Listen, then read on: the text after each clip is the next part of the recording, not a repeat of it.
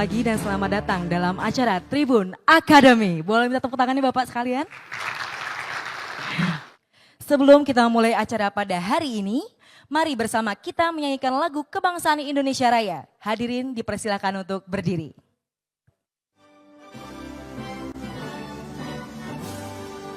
Baik, hadirin dipersilakan untuk duduk kembali. Kita akan mendengarkan sambutan dari Bapak Domuara Ambarita selaku News Vice Director Tribun Network. Kepada Bapak Domuara kami persilahkan. Tapi menurut kami ke depan tidak cukup di sini. Kami terbiasa sampai penyelenggaraan pelatihan menulis. Saya kira kalau Bapak Ibu yang pimpinan itu mengerti kebijakan saja. Tapi teknis menulis, teknis membuat video, bagaimana mengambil angle itu biarlah teman-teman di daerah. Maka tindak lanjut dari kerjasama ini Pak Gasim dan nanti kita perlu breakdown lagi. Menurut kami adalah setelah ini akan ada TOT. TOT itu di tingkat pusat mungkin menghadirkan dari kodam-kodam. Lalu setelah itu ada TOT lagi di tingkat kodam sampai ke Korem, sampai ke Dandim. Di mana nanti Dandim mengirim dari Koramil-Koramil bahkan Babinsa gitu. Jadi berjenjang. Untuk selanjutnya, sambutan kedua kami mengundang Bapak Paulus Tri Agung Kristanto selaku Wakil Pemimpin Redaksi Harian Kompas dan anggota Dewan Pers untuk naik ke atas panggung. Kepada Bapak Paulus kami persilahkan. Para pendiri Kompas Gramedia khususnya Pak Yakob Utama dan Pak Oyong selalu menekankan dua kata yang paling penting dalam kita bermedia dan bergaul dalam masyarakat. Tadi Mas Domu menyebutkan enlightening people atau mencerdaskan masyarakat, tetapi ada dua kata yang diingatkan terus-menerus. Yang pertama adalah kemanusiaan, yang kedua adalah keindonesiaan. Saya kira itu tidak ada bedanya dengan teman-teman di TNI Angkatan Darat untuk tetap mengutamakan keindonesiaan, menjaga negara persatuan Republik Indonesia. Negara kesatuan Republik Indonesia ini di dalamnya ada manusia, karena itu juga menjaga kemanusiaan dan itu hubungannya juga dengan dunia luar. Selanjutnya kita akan mendengarkan sambutan dari Kolonel Infantri Mukhlis Gasim SH MSI Kasubdis Listra Dispenat. Untuk itu kami mengundang Bapak dengan hormat untuk naik ke atas panggung. Kepada Bapak kami persilahkan. Kepala penerangan atau para komandan satuan adalah source of information yang harus kredibel dan dapat menjadi referensi resmi baik bagi media massa maupun halayak umum atau publik, sehingga menjadi sebuah keharusan untuk para kepala penerangan atau para komandan satuan melatih kemampuannya dalam berbicara di depan umum atau yang dikenal dengan public speaking.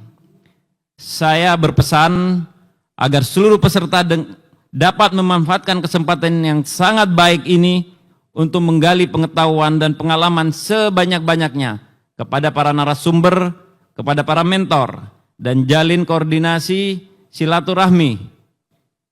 Dari para mentor dan para narasumber, mereka adalah orang-orang yang telah teruji kapabilitasnya dalam hal public speaking. Demikian sambutan saya pada acara pembukaan public speaking tahun anggaran 2024 kali ini. Akhirnya, dengan mengucap Bismillahirrahmanirrahim, pada hari ini Kamis, tanggal 25 Januari 2024, pukul 08.58 waktu Indonesia bagian Barat, pelatihan public speaking tahun anggaran 2024 secara resmi saya nyatakan dibuka. Semoga Tuhan Yang Maha Kuasa memberikan petunjuk dan perlindungannya kepada kita semua dalam setiap langkah pengabdian kita kepada bangsa dan negara. Tanpa berlama-lama untuk memulai pemaparan sesi 1, saya mengundang Bapak Domuara Ambarita selaku News Vice Director Tribun Network untuk menjadi moderator sesi 1. Untuk waktu dan tempat kami persilakan. Langsung saja kita undang pembicara untuk mengangkat topik disinformasi, black campaign, dan jurnalisme solusi.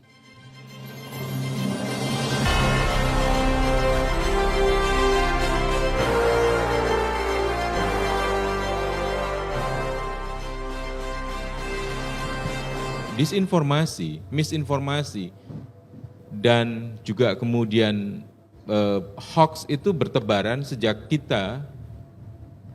manusia ada bahkan tadi. Dan itu terjadi karena sikap dasar manusia yang sebenarnya juga ingin selalu kalau bisa dalam tanda petik berkuasa atas orang lain. Black campaign itu berbeda dari negative campaign dan juga kritik. Kalau negative campaign biasanya basisnya pada fakta, dia menyampaikan informasi faktual tetapi mungkin negatif bagi pihak lawannya gitu. Tapi basisnya adalah pada fakta. Itu yang membedakannya dengan black campaign. Kalau black campaign yang disasar adalah bagaimana membuat persepsi publik terhadap orang tertentu lawannya itu menjadi negatif tetapi tidak berbasis pada fakta. Jadi bisa pada tuduhan, pada fitnah gitu. Jadi yang membedakan antara negative campaign dan black campaign itu adalah pada fakta. Dan karena terkait dengan fakta, black campaign itu ya dia bersaudara kandung dengan disinformasi. Disinformasi ada beberapa istilah yang digunakan baik fact checker maupun media massa dan juga peneliti. Ada yang disebut sebagai disinformasi, ada misinformasi dan ada malinformasi gitu. Ketika di media sosial atau di dunia maya itu ada berita yang mengarah ke hal yang negatif terhadap satuan kami ataupun satuan kita. Hal apa yang paling tepat yang harus kita lakukan? Yang pertama-tama cek dulu fakta atau tidak, yang kedua laporkan, yang ketiga memberikan klarifikasi di media sosial, bisa juga di di TNI maupun juga bekerja sama kolaborasi dengan media massa. Kita lanjutkan sesi kedua. Di sesi kedua ini kita akan membahas tentang topik excellent and effective communication, how to handle crisis. Nah ini kami undang Mbak Glory agar naik ke podium.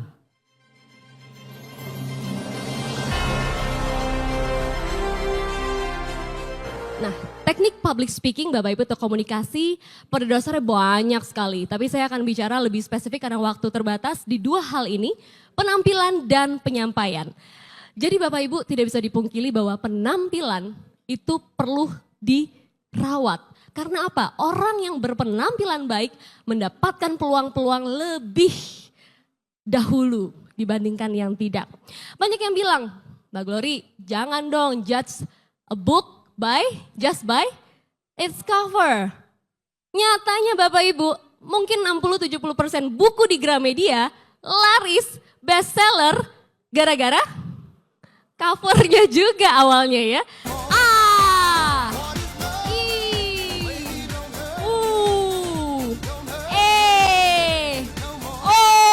Oke, kita urut terahan kita. Urut ke gerakan memutar, kita urut sampai ke atas. Sampai ke bawah telinga. Kemudian ke bawah ditarik seperti ini.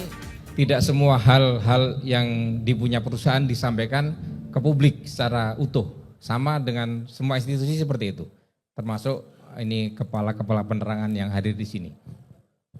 Tentunya ada fakta yang berbeda akan disampaikan. Padahal tadi di dalam Mbak sampaikan ada kita harus menyampaikan fakta untuk confidence, kemudian mencapai pengetahuan yang kita ketahui itu harus sesuai fakta itu. Namun kenyataannya tidak seperti itu. Nah, bagaimana menyikapi itu biar agenda setting itu tetap tersampaikan secara utuh sehingga apa yang dinikmati oleh massa ini tetap bisa sesuai apa yang kita inginkan. kita perlu jujur, tapi kita perlu cerdik juga dalam melihat situasi. Kalau dalam hal ini saya banyak belajar dari politisi gitu ya. Karena politisi itu kalau kita wawancara Pak, kita tanya A, dia jawabnya B kadang-kadang gitu ya. Maksudnya apa? Kadang-kadang kita sudah punya agenda setting. Saya mau menjelaskan soal program operasi katarak dari TNI misalnya gitu ya. Nah ditanyanya sama presenter atau pewawancaranya, Pak bagaimana Pak ketersediaan ini tadi, lokasi tadi, keamanan dan segala macamnya, kita nggak mau ke sana. Kita nggak mau ditelisik mengenai senjata, mengenai apa, kita maunya ke operasi katarak misalnya. Nah apa yang dilakukan oleh politisi? Dia jawab sedikit saja pertanyaan yang tadi ditanyakan di awal, ya tentu sebagai tentara kita harus terus mempertahankan garis depan dan juga mempersiapkan artileri yang bagus. Tapi juga kita jangan lupakan masyarakat kita. Masuk ke agenda setting dia. Masyarakat kita banyak yang juga membutuhkan bantuan. Masyarakat kita saat ini terutama mereka yang tinggal di pedalaman sangat sedikit akses terhadap kesehatan. Karena itulah TNI hadir di depan dan kita juga masuk ke pedalaman untuk melakukan CSR atau juga kegiatan sosial membantu operasi katarak. Nah, dibelokin ya Bapak-bapak ya. Apa yang ditanyakan gitu ya, dia mengarahkan kepada kekuatan militer. Jangan lupa subscribe ya.